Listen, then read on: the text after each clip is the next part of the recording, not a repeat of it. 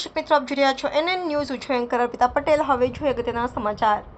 રાજકોટ શ્રીરામ મસાલા માર્કેટમાં તારીખ 13/5/2024ના રોજ રાત્રિના 11:30 વાવાઝોડું આવવાથી માર્કેટની હાલત ખરાબ થઈ છે અથવા વેપારીઓના મંડપ ઉડી ગયા હતા, જ્યારે અત્યારે વેપારીઓને વેપાર કરવામાં મુશ્કેલી પડી રહી છે.